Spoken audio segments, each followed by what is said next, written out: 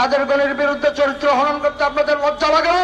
15 বছরের দুঃশাসনের বিরুদ্ধে 15 মাস লিখুন। কাদের গণের অত্যাচারীদের দেখালো খুঁজে পাওয়া যায়নি। প্রত্যেকের আমলনামা প্রত্যেকের কাছে পরিষ্কার। এখন সংবাদ মাধ্যমগুলো তো স্বাধীন। এখন কি এইসব নেতাদের বিরুদ্ধে মালিকদের বিরুদ্ধে দু কলম লিখেছেন? ঘাটাঘাটি করে নিজের কবর রচনা করবেন না। আওয়ামী লীগ কেউ করতেই পারে, কেউ বিএনপি করতেই পারে, কেউ জামাত করতে পারে, জাতীয় পার্টি করতে পারে, ব্যক্তিগত বিশ্বাসের ব্যাপার। কিন্তু কর্মজীবী সাংবাদিককে বাদ দিয়ে যারা অসাংবাদিকদেরকে প্রেস ক্লাবের মেম্বার বানিয়েছে তাদেরকে অবশ্যই জবাবদিহিতার আওতায় আনবো আমরা।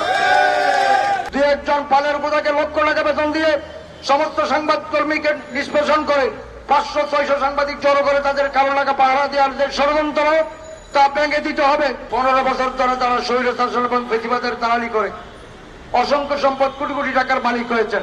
এখন সংবাদ মাধ্যমগুলো তো স্বাধীন। এখন কি এইসব নেতাদের বিরুদ্ধে মালিকদের বিরুদ্ধে দু কলম লিখেছেন? কাদের গণের বিরুদ্ধে চরিত্র হনন করতে আপনাদের লজ্জা লাগে না? যারা দুর্নীতিবাজ তাদের বিরুদ্ধে লিখছেন না কেন? 15 মাস যায়নি এখনো। 15 বছরের দুঃশাসনের বিরুদ্ধে 15 মাস লিখুন। তারপর আমাদের নেতাদের বিরুদ্ধে চরিত্র হনন করার মতো কিছু পেলে তখন আমরা দেখব। যেসব সংবাদপত্র এবং টেলিভিশন মিডিয়ায় যারা আছেন তাদেরকে সরিয়ে আমাদের যারা আজকে বেকার এবং নির্যাতিত সাংবাদিক এখানে উপস্থিত আছেন সবাইকে যাতে সেখানে প্রোভাইড করা এখন অত্যন্ত জরুরি হয়ে পড়েছে। এর ব্যাপারে আমরা তথ্য উপদেষ্টা আমাদের আইন উপদেষ্টা সবার কাছে জানি, সবার কাছে আবেদন করছি। কারণ স্বৈরাচার বিরোধী বৈষম্য বিরোধী আন্দোলনে যারা অভিযুক্ত ছিলেন আমরা কিন্তু 18 বছর এই রাজপথেই ছিলাম, এই আন্দোলনে ছিলাম, এই সংগ্রামে ছিলাম, ফেসবুকে ছিলাম, সেমিনারে ছিলাম। আমার ভাই আমার বোন ঢাকা রিপোর্টার্স ইউনিটির সাবেক তারা সদস্য ছিল, আমাদের সদস্য থাকা অবস্থায় মারা গিয়েছেন।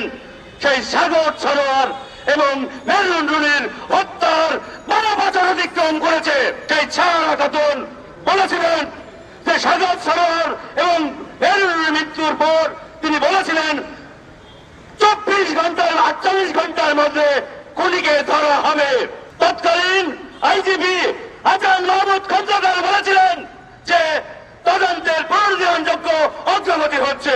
সাগর রুনি হত্যার 1,05,220 ঘন্টা চলে গিয়েছে, কিন্তু সাগর রুনির অত্যাচারীদের দেখালো খুঁজে পাওয়া যায়নি। কে কি করেছে সেই কথার মধ্যে না গিয়ে আজকে আমরা নিজেদের মধ্যে বিষোদ্গার শুরু করে দিয়েছি।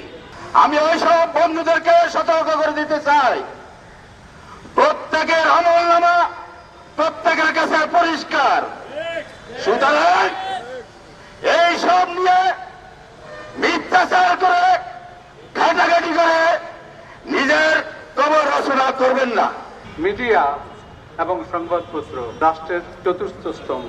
Redmi 13 স্টাইল বানাই দুনিয়া কাঁপায়। এই স্তম্ভের কোনো আনুষ্ঠানিক স্বীকৃতি নাই, অর্থাৎ পত্রপত্রিকায় বা রেডিও টেলিভিশনে কিছু প্রচার করলে এটা আইনগতভাবে কার্যকর হয়ে যায় না।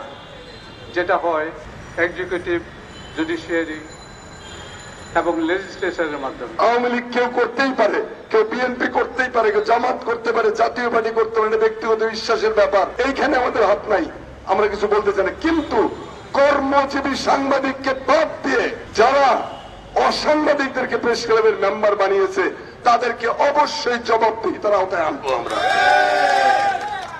এবং কর্মজীবী সাংবাদিক তিনি প্রিন্ট মিডিয়ার হন এবং ইলেকট্রনিক মিডিয়ার হন, যেখানেই হন না কেন তার অধিকার আছে প্রেস ক্লাবের সদস্য হওয়ার।